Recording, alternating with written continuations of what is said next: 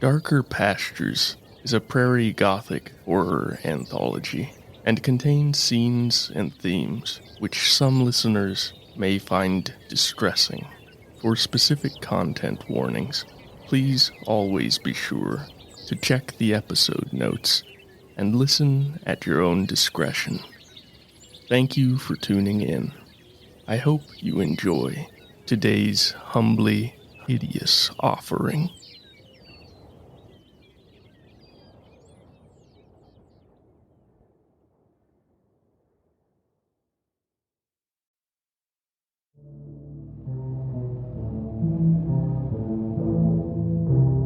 There is so much in our lives that we accept without question, so much that we take for granted.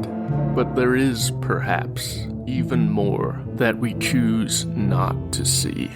Our realities, individual, communal, and global, are far more fragile than any of us like to believe, and often interlaced with those realities are threats, both overt and subtle, which are simply too existential, too pervasive for us to dare acknowledge.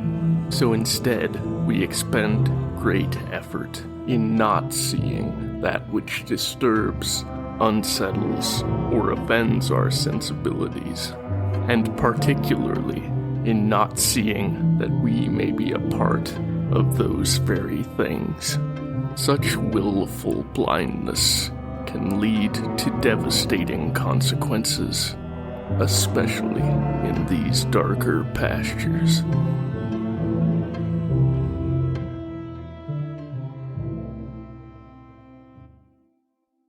Episode 10, Putrefaction.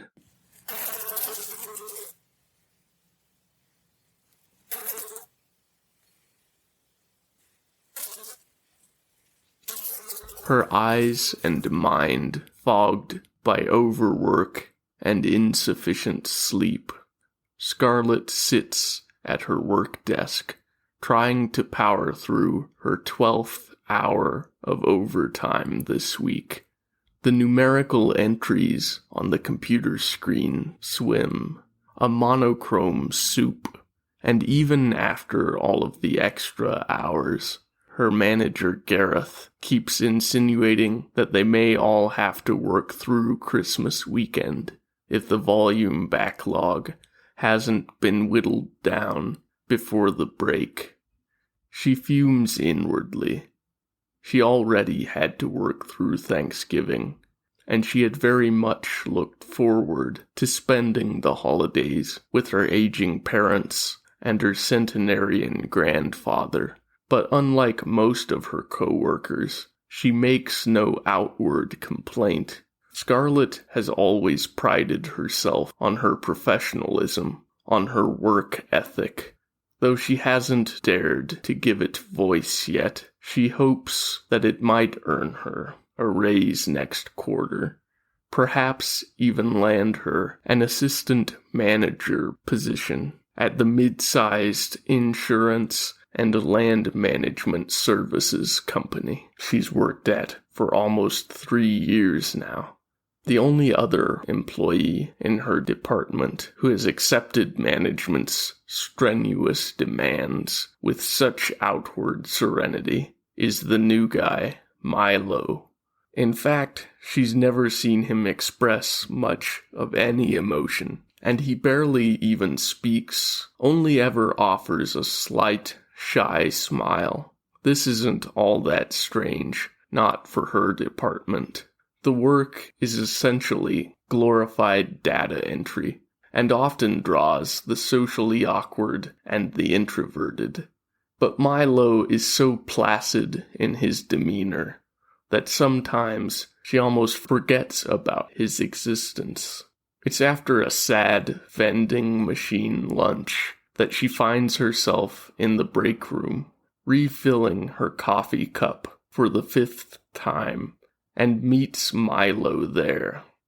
He's sitting at the gray plastic table, alone, staring at nothing until she looks at him.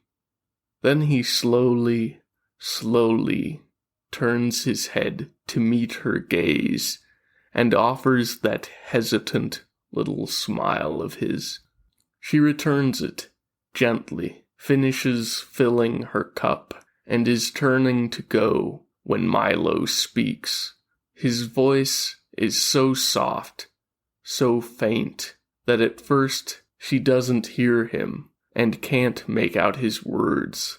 It takes a moment to register that he's asking her a question. Can you smell it? Perplexed, she looks back at him, her mind scrabbling for a reply. But before she can find one, he continues, as though he'd never expected a response from her. The rot's setting in. As he says this, his smile widens a little. Before Scarlet can make any sort of answer, Milo stands and drifts out of the break room and across the department space, returning to his desk, unsettled more than she can justify to herself. Scarlet returns to her desk as well, thankfully across the room from Milo's. She slips in her earbuds and tries to lose herself in an afternoon of true crime podcasts. But his words keep floating up to the surface of her mind, like the waterlogged corpses the half-heard voices in her ears describe in excessive, morbid detail. And she begins to feel like she does smell something, some wispy hint of unpleasantness that she can neither pinpoint nor fully describe. Once, she asks her nearest neighbor and work friend, Evelyn, if she can smell anything, but the slightly older woman says she hasn't noticed anything at all. It's the next day that she begins to notice the splotches of dark discoloration. The smell is stronger too, and it's this that she first notices, the overpowering, rank mustiness of a damp basement, left sealed and festering for far too long. Once more she asks Evelyn, who again smells nothing out of the ordinary. So she asks a few of the other co-workers and her manager. No one knows what she's talking about, and Gareth asks her if she's feeling all right when she persists, so she finally drops it. And in the afternoon, she sees the rank patches spreading over the walls, the ceilings. At first, she tries to dismiss them as shadows, as tricks of the light, but they seem to grow bolder and more defined throughout the afternoon. And when Scarlet rises from her desk to leave in the late evening, she's certain that the now deep brown stain on the ceiling between her and the exit is leaking dark droplets onto the pale gray carpeting. She takes the long way around, breathes deep when she steps out into the uncontaminated night. When at last Scarlet returns to the cramped apartment she shares with her boyfriend, Alan, she is utterly exhausted. He is sitting on the couch when she enters, watching television. He glances at her as she slumps down with a long, weary sigh beside him, asks her what they're doing for dinner tonight. She swallows the sharp response that dances upon her tongue.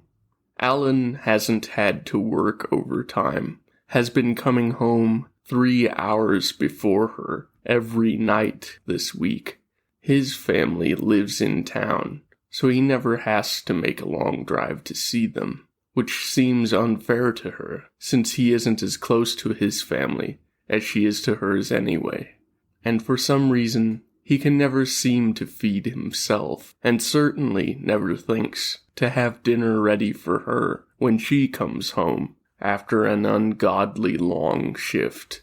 She shrugs and asks why they don't just get takeout from the Chinese place down the street. Alan wrinkles his nose slightly, says he had Chinese for lunch, says they should just get pizza instead. Once more, Scarlett refrains from lashing out, from asking why he even bothered posing it as a question if he'd already settled on an answer. When it arrives, she barely eats any, drinks a little too much Merlot instead, then leaves Alan to stuff himself while she indulges in a hot, bubbly bath. By the time she emerges, skin pinked and shiny and tingling pleasantly, her time for sleep has already grown too short. She goes to bed, and Alan, after mumbling something about how he never gets to see her anymore, turns off the light and follows her to bed without washing the dishes. As she lies there, trying to sleep, she keeps thinking that she's catching a hint of that now familiar odor from the office. And every time she tries to shrug it off, to explain it away, and fall into the sleep her body so desperately needs, it becomes a little stronger. With a groan of exasperation, she finally vents her annoyance and asks Alan why he couldn't just wash up before bed. He's silent for a moment, and then asks whether she's talking about the dishes or saying he smells. Scarlett realizes she doesn't know, so she says she meant both. Alan replies, with audible inauthenticity, that he's sorry and that he'll take care of it tomorrow. And that, she knows, means he will forget tomorrow. His hand slides under the covers, up under her pajama shirt. She tells him to stop, that she's tired, she's not in the mood, and that whatever that stink is in the apartment, it's making her sick. He stops, sniffs at the air, says he smells nothing. And somewhere deep down, Scarlett knows she never expected him to. No matter how she tries to tell herself that it's residual contamination in her nasal airways, or a neurotic fixation, she knows that whatever corruption has seeped into her life has followed her home. Alan's hand returns, and she lets him do as he likes. It is brief, routine, and unsatisfying. He spares no thought for what she might want or enjoy, remains focused solely on his own desire. And as he pants above her, flooding her face with hot, garlicky breath, she wonders what she ever saw in this man with whom she shares her space, her time. A rank smell rises to her nostrils after Alan is finished and rolls off of her, begins to snore gently beside her. But this is a smell she has known before, and a random fact floats in the darkness of her thought, one she likely gleaned from falling down the Wikipedia rabbit hole. She is thinking of putrescine, one of the chemical compounds that gives dead, putrefying flesh its unmistakable smell, and of how it is also naturally present in semen. And as she reflects on this strange infusion of death and decay, even into the act of procreation, she silently mouths the words, "The rot is setting in." Then sleep finally takes her. By morning, the stench is so strong that she gags when she opens the bedroom door and the fetid air washes over her. Alan is in the bathroom, brushing his teeth, and he gives her a sidelong look of alarm as she heaves over the toilet. She asks him again if he cannot smell it, how he could miss it. He asks her if she's okay, if maybe she shouldn't give her therapist a call. Straightening, Scarlett pushes him aside, washes her face at the sink, and brushes her own teeth. She doesn't speak to him the rest of the morning, even when she sees those radiating patterns of dark, moist corruption upon the walls and ceiling of the apartment. She almost thinks she can see them pulsating slightly, almost feels she can hear a wet throbbing if she listens closely enough, but she refuses to lose any more time to it. She readies herself for work and leaves the apartment, drives toward the office, thinking that maybe she should call her therapist after all, and still being angry with Alan for suggesting it. When she reaches the office, she can see the rippling of riotous, rotten brown through the wide windows of the building, even before she steps out of her car. She slumps in the car seat until her forehead is resting on the steering wheel and cries loudly for a few minutes. Afterward, she digs out tissues and a small makeup kit from her purse, sets to work correcting and obscuring the effects of her outburst in the small mirror of the driver's side sun visor. Gareth parks beside her, waves and grins at her as he walks toward the office building. She returns the gesture, feeling hollow, as unreal as the face she has painted over her wan, weary, tear-swollen features. Her co-workers remain blind to what has now wholly overtaken their office, and she knows better than to even inquire, or at least all of her co-workers, but Milo. The knowing smile he gives her as they cross paths on her way to the break room that morning makes her suddenly stop and begin to shiver very violently, until Evelyn sees her and asks in sharp alarm if she's all right. Scarlett musters a weak smile and says that she's just chilled, continues into the break room and fills her cup with coffee. When she looks down into its rich, brown, swirling contents, she realizes there's no way she can drink it, even if it's not gone vile. Like everything else. The color makes her think of those pulsating hearts, of the ulcerous, rotten masses that grow wider and deeper each day. Later that day, Gareth announces that, due to the workload, they will all regrettably be required to log an extra 4 hours over the weekend. There are groans from around the department, and Gareth says that he understands it's disappointing, but that the extra hours will be mandatory. Then he dons a cheap Santa's hat, and, grinning cheerfully, adds that they will still have their planned office party this afternoon. Scarlett goes back to work, her brain feeling smoky and choked with suppressed anger.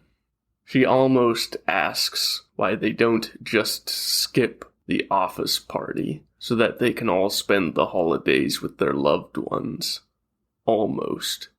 Instead, she sits and types in a brutal staccato, taking out her frustration on her undeserving keyboard.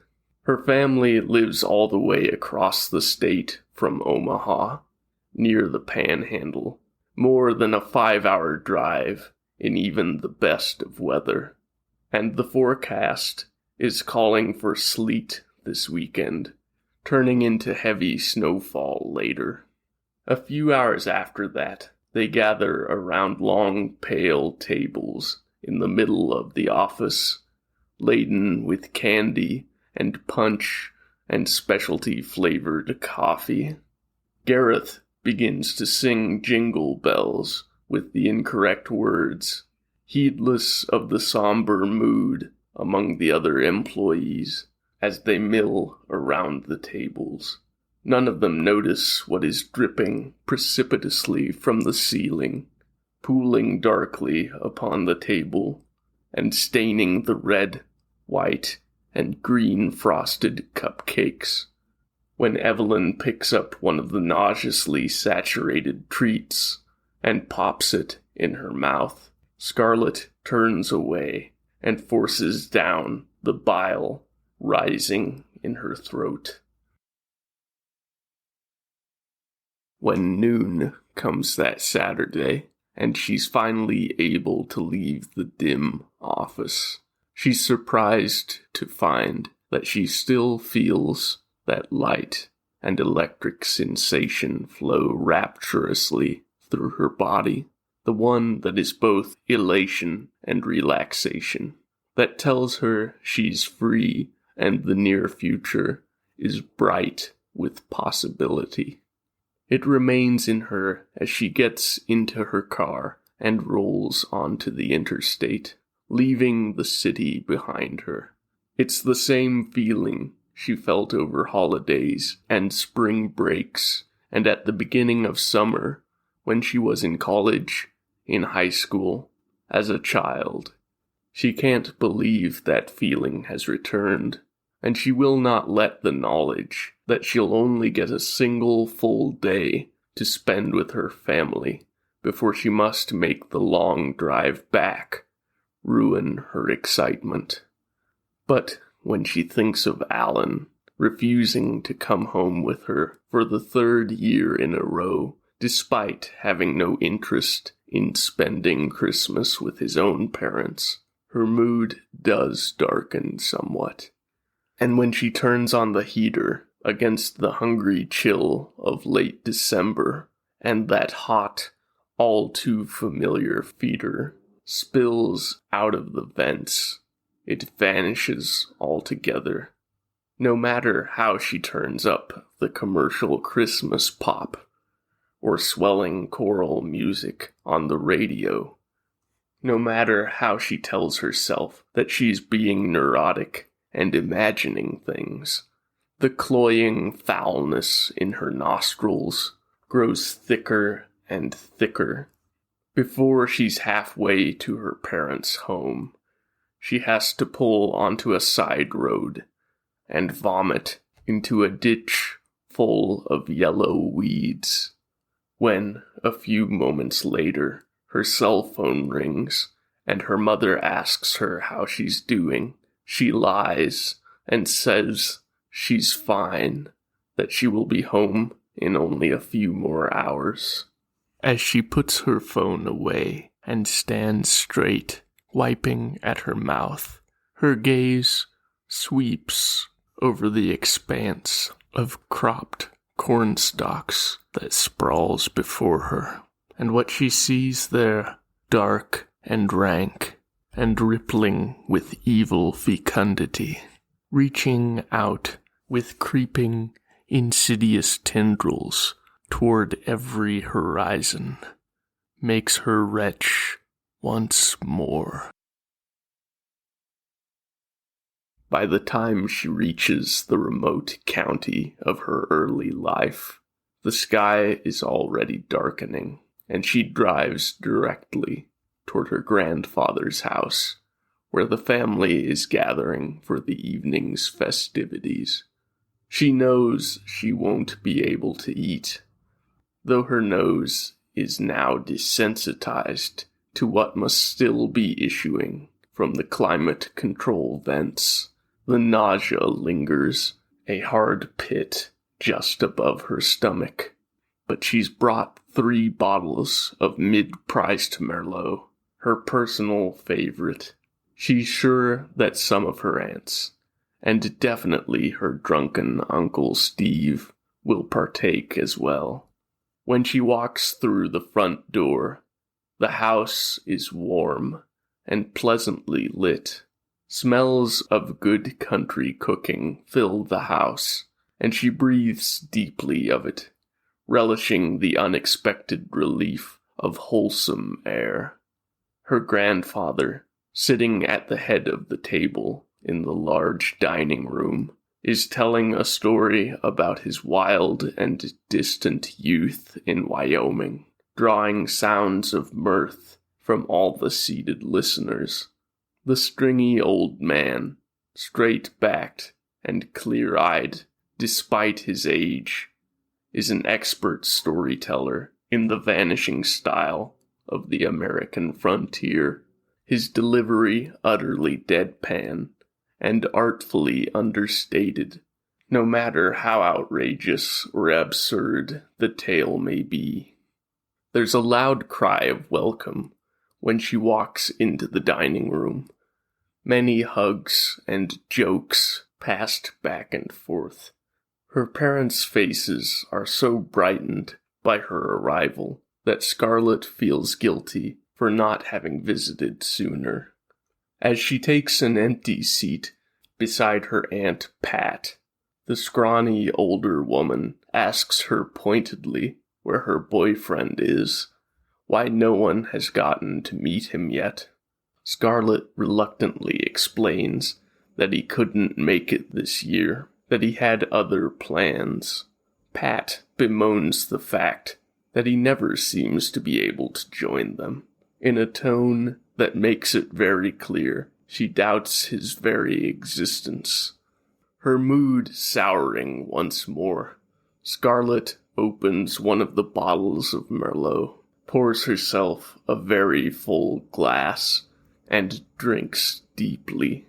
And beneath the ruddy must of the fermented grape, there's another scent, one that curls and clutches in her very core and makes her vision swim. Steve also pours himself a generous portion and takes a long, noisy sip, then moves into the living room and turns on the television. As a news segment begins, he loudly complains about the younger generations and how they want too much, how they're destroying America. A loud argument erupts around the table while her grandfather stands and moves outside to smoke his age-darkened cherrywood pipe. The rot's setting in, Scarlett murmurs, swirling her wine and wondering if drinking it will somehow damage her, corrupt her, make her body deform with the creeping decay. Then she smiles at herself, realizing that it's far too late to worry about avoiding infection, and drains her glass. She repeats the words as she pours a second glassful, and no one seems to hear her. When she looks up, she thinks there's a subtle change in the lighting. There seems to be new shadows cast upon the features of her family members, faces well known and dear. But then she realizes that they do not move like shadows, recognizes the patches of discoloration. She laughs mirthlessly, drains her glass, drinks now from the bottle. There's no point in fighting it, she thinks. It's already taken hold. She pulls out her phone and dials. Alan is sitting down to a takeout burger, the television blaring loudly before him.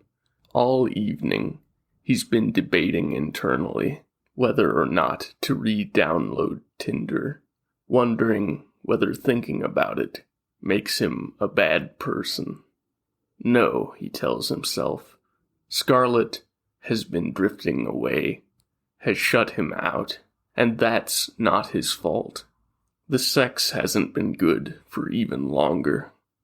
A man deserves a little comfort from time to time, he thinks. Just as his thumb hovers over the download button, the screen lights up with an incoming call from Scarlet. Guilt bubbles like hot oil in his gut, and he reluctantly answers it. "Hi, babe," he says. "How's things with the fam?" There's a lot of background noise from her end, and the sound coming through has a strangely liquid quality. Scarlet doesn't answer him at once, and he's about to speak again when her voice, faint and oddly parsed, burbles through. He doesn't understand the question for a moment, and when his brain does process it, he frowns in confusion. But before he can utter his answer, he goes still, sniffs at the air, wrinkles his nose in disgust. Something dark and wet drips onto his cooling cheeseburger from overhead.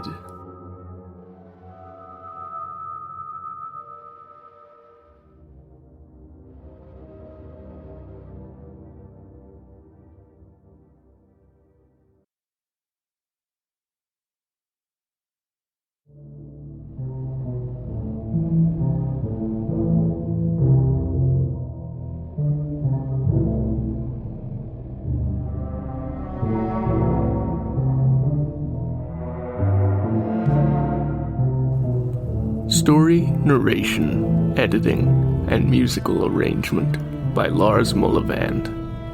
If you enjoyed today's story, please rate, review, and share. Thank you for listening. We'll meet again in darker pastures.